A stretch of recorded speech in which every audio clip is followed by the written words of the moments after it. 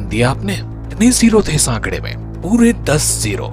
ये कोई toll free number नहीं है, ये एक घोटाले के फिगर्स हैं, वो भी 1,76,000 करोड़ रुपए के घोटाले के। आपको बताते हैं कि आखिर किस तरह से लगा देश को 1,76,000 करोड़ रुपए का चूना।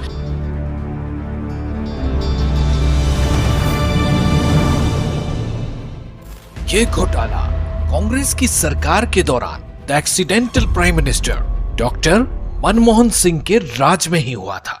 वैसे कांग्रेस के राज में पब्लिक इंटरेस्ट के काम कम और अपने यानी नेताओं के इंटरेस्ट के काम ज्यादा हुए थे, तभी तो करप्शन और स्कैम्स की सरकार बनकर रह गई थी यूपीए सरकार।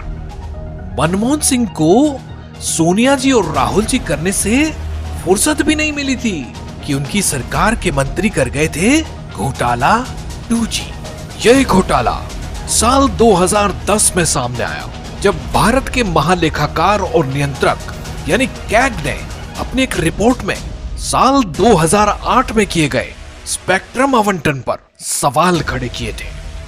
देश के नियंत्रक और महालेखा परीक्षक यानी सीएजी की साल 2010 में आई रिपोर्ट में कहा गया कि बिना नीलामी के ही कंपनियों को 2G स्पेक्ट्रम के लाइसेंस का आवंटन कर दिया गया। यूपीए सरकार पर आरोप लगे कि 2G स्पेक्ट्रम घोटाले में कंपनियों को नीलामी की बजाय पहले आओ और पहले पाओ की नीति पर लाइसेंस दिए गए थे। कैग की रिपोर्ट के मुताबिक ऐसा करने से सरकारी खजाने को अनुमानित 1,76,000 करोड़ रुपयों का नुकसान हुआ था। कैग का मानना था कि अगर लाइसेंस नीलामी के आधार पर दिए जाते तो सरकारी खजाने को कम से कम 1,76,000 करोड़ रुपए और हासिल हो सकते थे।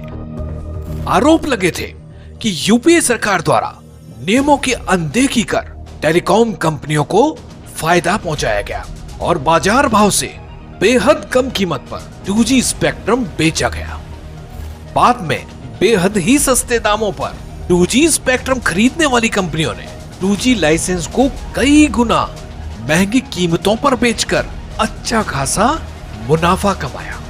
इस गड़बड़ झाले के चलते कई सवाल खड़े हुए। आखिर क्यों यूपीए सरकार ने 2G स्पेक्ट्रम आवंटन में इतनी हड़बड़ी दिखाई? आखिर क्यों यूपीए सरकार ने नीलामी प्रक्रिया नहीं अपनाई?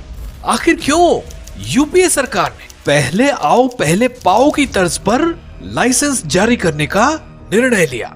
आखिर क्यों आवेदन की अंतिम तारीख निर्धारित तिथि से पहले कर दी गई? आखिर क्यों आवेदन के समय पात्रता मानकों को पूरा नहीं करने वाली कंपनियों को लाइसेंस जारी किए गए?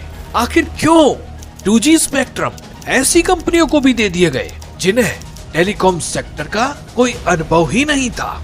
कांग्रेस राज में अपनी जेबें गर्म करने और अपनों को फायदा पहुंचाने के लिए इस पूरे स्कैम की स्क्रिप्ट लिखी गई थी।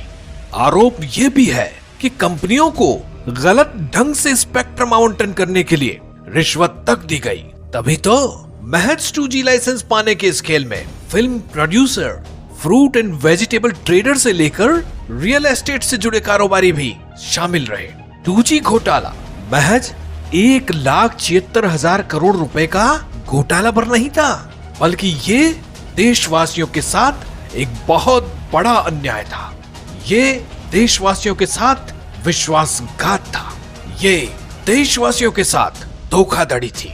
ये पूरे देश के साथ किया एक आपराधिक षड्यंत्र था जिसने पूरे देश को दुनिया के सामने शर्मसार कर दिया था। जमाना 4G का आने वाला है, मगर सरकार के पांव उस 2G के कीचड़ में धंसे हैं, जिसके घोटाले में मनमोहन सरकार के एक मंत्री जी की कुर्सी गई और बोनस में मिली जेल।